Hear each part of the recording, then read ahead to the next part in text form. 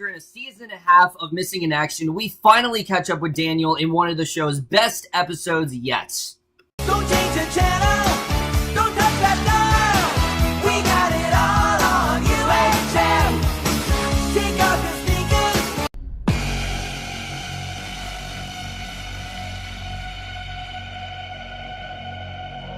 Hey guys, it's Kevin on for Fear the Walking Dead, Season 3, Episode 4, 100, and I was definitely really looking forward to this episode. You guys know I've been really enjoying the season. I know I'm behind on it, but I'm going to take today and I'm going to catch up on Fear the Walking Dead, up to the finale. But like I said, I've been really enjoying the season, and I was really excited for this episode because as you guys know, while I do think the show has had a lot of problems, it's really hit its stride this season. It really has, and one of its best attributes throughout those two seasons, which were both very messy, especially season 2, was that of Daniel. Daniel was always one of my favorite characters. I've always really liked him. I think he's a very likable guy. I think he was a badass. He was one of the people who really seemed to get it. Like, he understood how to survive in this situation. Rubén Blades just killed it as a character, and I was really upset when it seemed like they just left him to die, and that they took him in that really weird direction where he was seeing visions and things like that. So I'm really happy that they did in fact bring him back, because this was definitely a very well-deserved return from Daniel. I really did love this episode overall. I thought we had some really great stuff going on here. For me, this has to be one of my favorite episodes of the show so far. I mean, I've been waiting for them to do a, single character focus type episode, and that's basically what we did get here. But not only that, most of it was actually in Spanish, which again I thought was honestly a really ballsy idea, but they did it really well, and you can tell they're really trying to tackle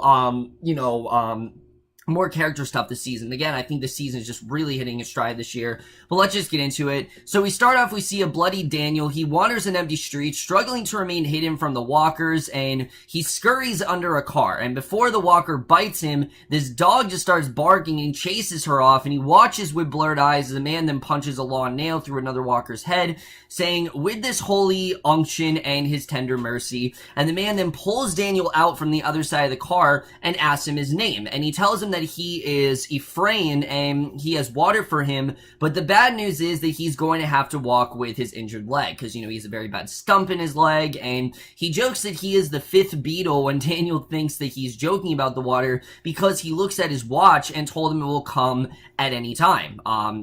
So he doesn't think he's actually going to get him water. He thinks he's just joking around, and he actually does get it, because after Daniel drinks, he fills his container, revealing the water comes every Tuesday at 5 p.m. So basically, this is a normal thing that basically 5 p.m. anyone gets water, and basically he calls it a little miracle. He offers for Daniel to help, but he tells him to hold on as he sits on the wagon attached to the front of Ephraim's bike, and he uses his baseball bat to get through the walkers, and he races back to his people, and that scene was extremely well done. I really did love that first scene there, but when they lift Daniel out of the wagon, you can hear his leg snap, and he yelps, and they quickly silence him as a truck carrying men with guns drives past the dumpster they're hiding behind, and Ephraim calls Daniel's name, but he is actually unconscious, so you don't know what exactly happened here. And I loved how abrupt this is. All of a sudden, we just realized that Daniel is, we just realized that Daniel is, unconscious, and he's still not doing well. We don't know how he got out of that,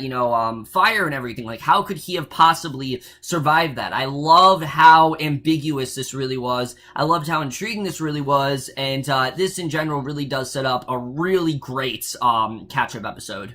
So we then get introduced to this new character, Lola, and basically she's actually a main character this season, but she says that he needs antibiotics, but his flesh is rotting, and they cannot clean it, and they need to scrape the skin away, but feels that he will probably lose it anyway, that there's no way that they're going to be able to it's just it's gonna decay, and it's not gonna work anymore. So Daniel wakes up very confused. He talks about his horse, and Lola jokes that he's a Broncos fan, but he insists that he actually detests them. And Ephraim then hands Lola a straight blade, and when Daniel realizes what will happen, he tells her that it takes a steady hand. He doesn't just want anyone to perform this surgery. He needs someone that really has a good idea of what they're doing. And she asks him to try not to scream, as it will draw them in, and Ephraim gives him a flask of alcohol alcohols. They all sing a song in Spanish together, and he screams, and Ephraim then holds his hand over his mouth to muffle the sounds, and it was a really crazy scene to watch. I mean, you don't know if these people are actually going to save him, or if they could actually do more damage to his leg, but Lola's able to save his leg, but he needs a crutch to get around. So actually they are able to save him. So Daniel and Ephraim then scour through the things left in the streets, and a walker tries to attack Ephraim. He yells for a nail, he recites again his little prayer, and he hammers the long nail into his head, tells Daniel that he should have been a carpenter. And like I said, I mean, they're really going a lot farther with the violence this season. I think it's really helping them overall. But Daniel then asks him if he was a priest before, but he tells him that he could have been many things, but he found alcohol instead. And together they walk through the empty street, and Ephraim then brings Daniel to his home, saying that they are all welcome there, and as they eat, Daniel's appreciative for him helping him. And we get this great scene where we basically find out what's been going on with Daniel, because Daniel asks him when was the last time he had his hair cut by a professional, and Ephraim thanks him, saying that it's been a long time since he has seen himself, and he turns to Daniel, asking him when he plans on sneaking out on him. And Daniel shares that he isn't a good man, and I mean, Daniel, we know he doesn't think he's a good man. He still has really bad PTSD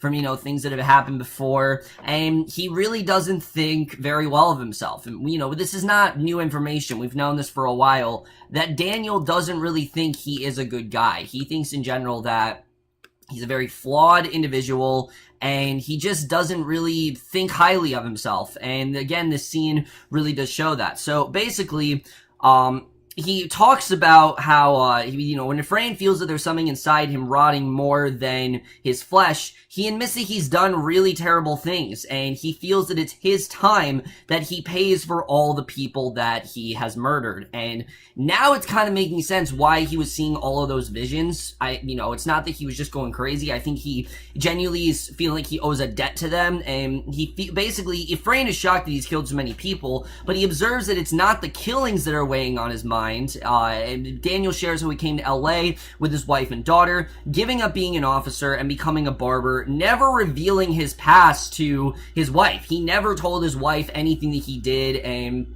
he admits that he's still searching for Ophelia. And I like that they're mentioning Ophelia because, we did see her in the finale, but we haven't heard anything about her since. And basically, after waking in a house on fire, he says he managed to get out but collapsed, and he thinks that everyone else died. He doesn't think that they're alive, and he isn't sure if his daughter actually burned alive. Because remember, Daniel never got out of there. I mean, he doesn't know, where everyone went to, and he begs Ephraim to forgive him. Ephraim tells him to be easy, and he's got good news and bad news, and he shares that there is no one left in this world to judge him before he can tell him the bad news is that he passes out from being drunk. And, I mean, obviously, yeah, no one's gonna judge him, because in this world, you have to make a lot of crazy decisions, and you have to do what you can to survive. But you can tell that there's just a lot of guilt hanging over Daniel. It's not so much the fact that he killed all these people, it's the fact that his wife didn't know anything about it. It's the fact that Ophelia is out there somewhere and he has no idea where she is. All of these things have kind of escalated and added up, and that's kind of why Daniel has been going as crazy as he is. They really made what seemed like a really just out of nowhere plot point, and actually did make it make sense. And I thought Rubén Blades absolutely killed it in this scene. Again, it really does show why Daniel is one of the best characters on the show.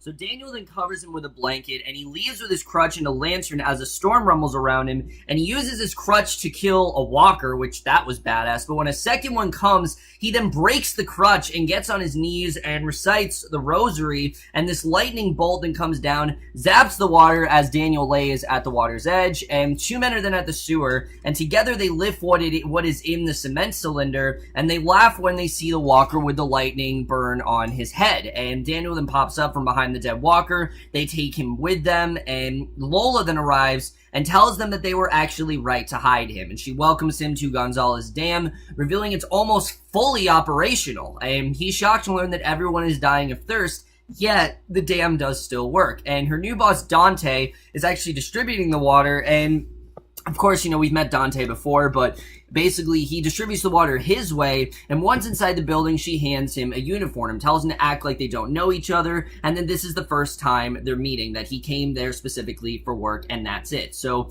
JC then walks in, and Lola says that Daniel is the new janitor, as there are too many bodies in the dam after the storm, and he wants to ask Dante about it, but she asks him if he knows what rotting flesh can do to the water, reminding him that his job is supposed to be security, and it's not minding the water. He's supposed to focus on the security of it all, keeping things secure, making sure all the walkers are out, all that kind of stuff, not water. And JC nods as Daniel seems to have a newfound respect for Lola, realizing that she really does seem to respect, and care about what she's doing, that she really does want to have a safe environment, and that's something that Daniel very much does respect there. So Daniel then helps empty the walkers from the drains and questions the worker how he feels about the distribution of the water, and he takes a pipe, stabs it through the walker's head, and soon they're eating lunch, and when Dante walks in, everyone stands but Daniel. It's like everyone is just happy to see him except Daniel, because Daniel, of course, doesn't really know him very well, and Dante tells all the men to sit, but JC then takes a seat beside him, telling him when the boss comes in, he must stand, and when he's speaking to him, he should look up at him, and when Daniel refuses to look up, JC then puts his finger into Daniel's food, stabs him with a fork. They both punch each other before Dante returns, wondering what actually happened, and Daniel tells him that he was just eating. So Dante realized that he was actually Sergeant Salazar,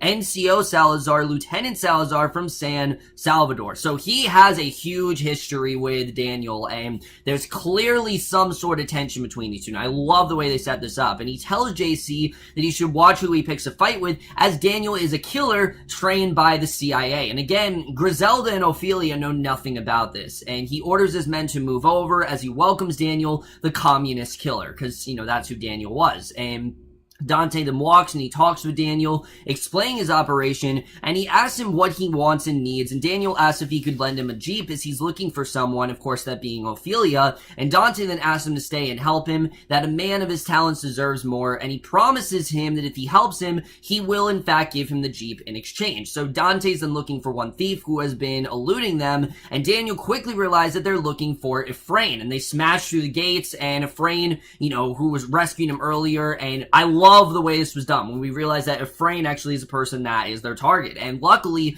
the fountain is dry. They search the abandoned mall, and Daniel realizes that there's only seconds before the fountain starts to spout out the water, and he distracts them, showing them who the thief is. And back at the dam, Daniel tells Lola he had to, or they were going to find the fountain, and she's furious with him, but he reminds her that he had not done it, that had he not done it, that they would have found the fountain. It was only a matter of time before they actually found him, and then found her and the rest. So he tells her that he did it to protect her, just like he's done a lot of these things to protect his family. And Lola says if she stops the running water, they will all die, not from bites or gunshots, but from thirst. Because remember, the water is only supplied to them at 5 o'clock p.m. on Tuesdays, and that's something they absolutely need. And if Daniel is causing the water to just completely go away, this is obviously a real detriment to him. And he tells her that if she doesn't stop this, they will find out it's her, and then he won't be able to protect her. And I really love the way this was set up. I thought this was a really solid scene overall. And again, I thought all of this was just a really interesting plot. And again, really showing how Daniel is kind of doing the right thing. He knows, obviously he's trying to protect Lola. There's a lot of things that he's done. He's allied with this guy that saved him, obviously, is the target that they're after. And now he might possibly be working for Dante, who knows about his past, and all this stuff is just kind of adding up, and I really do love the way this was set up here. So she angrily tells him that Dante is right, that this place is perfect for him, calling him a thug, and that's exactly what he is. He's simply just a thug, and he'll never be anything else. And he warns her that she's only trying to save people who are already dead. She's not really caring about those people that are actually alive. And Daniel then stands and he watches the distribution of water and looks over to when Strand finally arrives to Maine to see Dante. And I thought this was a really smart way of doing this. The whole episode was in Spanish. Finally, when we see Strand, it's very jarring because, he's speaking English and he has obviously beef with Dante,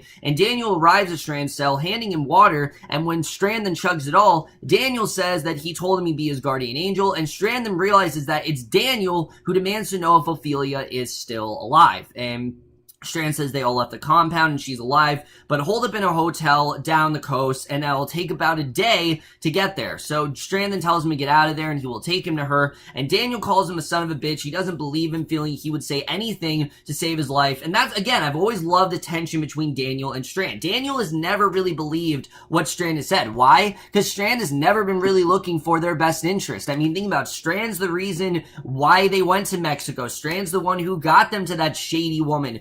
Strand's the reason that Daniel was left for dead in a burning building. I mean, that's all basically because of Strand. So it makes sense why Daniel holds so much hate for him because of this, and why he has really no remorse for him in this way. Because why should he? I mean, Strand hasn't shown him any mercy. Strand hasn't done anything for him. Why should Daniel do all these things for him when Strand hasn't done shit for him, and he hasn't really made anything, better for Daniel? Daniel has done a bunch of stuff for him, but Strand really has not helped him in any way. And basically, Daniel tells him the place is perfect for him as he will rot there, and Strand says that Ophelia needs her father, and Daniel then says Ophelia is dead, and so is her father, and so is he. And Daniel is called to go to Dante. Daniel arrived just as Dante is being Ephraim, and Dante demands to know who's inside his organization is helping him, and Dante offers him weapons, but he says he only needs space, and he whispers to Ephraim if he talks that they will kill him, and then they're just gonna kill her, and he says if he doesn't talk, then Daniel himself is going to kill him, and he can offer him a quick kill, and Ephraim says that these are not options, and Daniel then asks him for forgiveness again, and he looks at Dante, then begins to beat Ephraim, demanding a confession, and Lola watches it. He says he has nothing to confess, and Daniel tells Dante he won't speak, but Dante orders him to continue as he's sure he will confess, and Daniel then picks up a hammer, and as he is just about to hit him, Lola then shoves him out of the way, yelling enough. There's just no way she's gonna let Daniel kill Ephraim, and she hugs Ephraim as he cries out, "No, my girl, no," and Daniel then drops the hammer in disappointment. You could tell he really wanted to take a shot at Ephraim. He just really wanted to do this, but he didn't get to. And Dante then brings the entire group that saved Daniel to the dam. He tells him that this is a lesson for those who steal water from this dam, and they're also stealing from him, and that this is what happens when they steal from him. And Daniel then brings the first man forward. He tells him he needs a messenger to tell everyone the valuable lesson, and when the man agrees, he throws him off the dam, tells him to fly like a messenger pigeon, basically just to make an example out of him, just to show, like, this is what's gonna happen to you if you mess with me. And as Lola sobs, Daniel's ordered to bring the next one forward. He brings Lola the Dante, and he asks Daniel if he's ready. He says he is, but when he hesitates, he tells JC to step in. He grabs a gun, shoots JC in the head, instantly killing him, and the guard next to remain prisoners. Dante then pleads for his life, but Daniel actually shoots and kills him. So yeah, Dante's dead. He frees Lola, hands her the gun, asking her to forgive him, and he kneels before her, but instead of shooting him, she actually offers him her hand, saying that she might actually be the key to possibly saving Ophelia, and that is the way this episode ends. Really great stuff overall, but let's just get into this episode and where it's going to take us into the rest of the season. Oh wow, guys, I mean, I know that I've said the show is really good and things like that, but it always seems like it's kind of been holding back. This is the kind of episode we need from this show. I really this episode, like I said, was just so impressive in basically every way. Rubén Blades especially absolutely killed it here, and there's so much to talk about heading into the rest of the season. Let's first talk about Daniel, because where Daniel is in this episode, some people will be confused by, like, why is he just mercilessly killing all these people that rescued him? Why doesn't he have any mercy? I think it's mainly because Daniel doesn't care, because he feels that his daughter is dead, and he can't hold out any hope that she may actually still be alive, because he is convinced that he killed his daughter. So anything that anyone tells him, even Strand, who obviously he's never really trusted, he's even more hostile to, simply because he just can't fathom the idea of his daughter actually being alive and her having to survive without him. I mean, he'd do anything for Ophelia, and he just can't shake the idea of him murdering his own daughter. I mean, he feels like that's what he did, that he basically, she burned alive. He doesn't think that the others survived, as we know. And Strand, he just doesn't really give a shit about, because Strand is what kind of led them there. And Strand is the reason why this kind of all happened to him. I do think that Strand's eventually going to get through to Daniel. It's going to happen, because that they're eventually going to find their way towards the auto ranch, and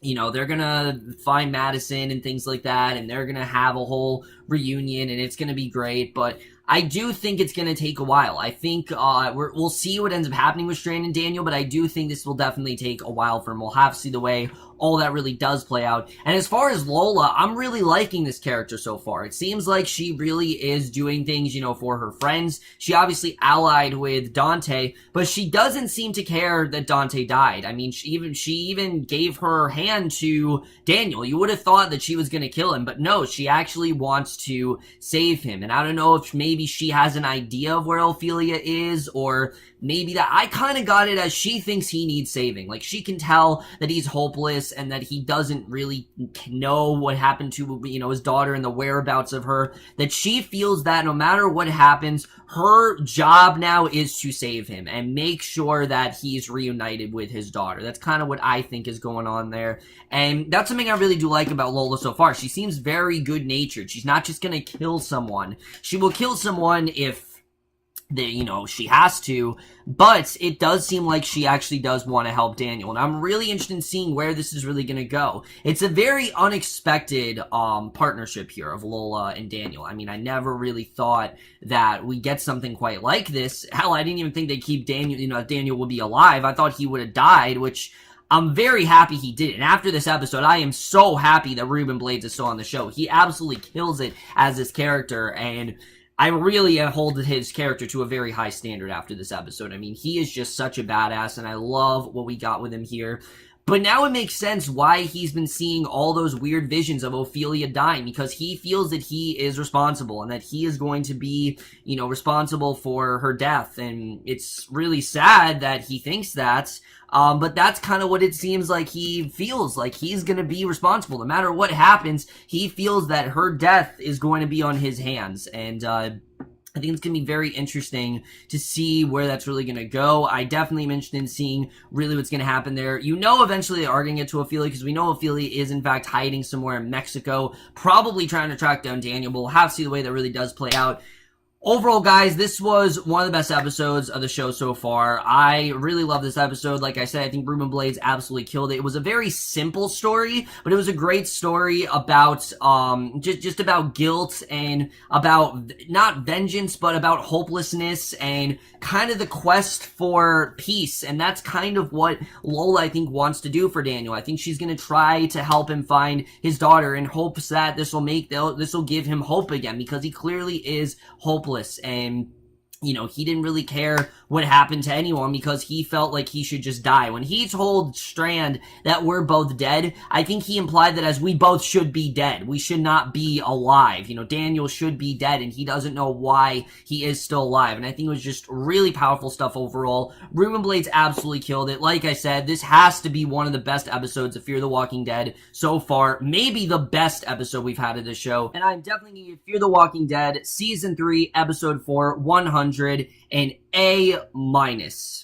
So overall, guys, that's it for my review of this episode of Fear the Walking Dead. Let me know what you guys thought of this episode overall. Loved your thoughts, and I'm going to be reviewing the rest of the season tonight. I promise you that will happen. I will get episode 5 out very soon. Definitely look forward to that, and I will see you guys for that. Okay, bye.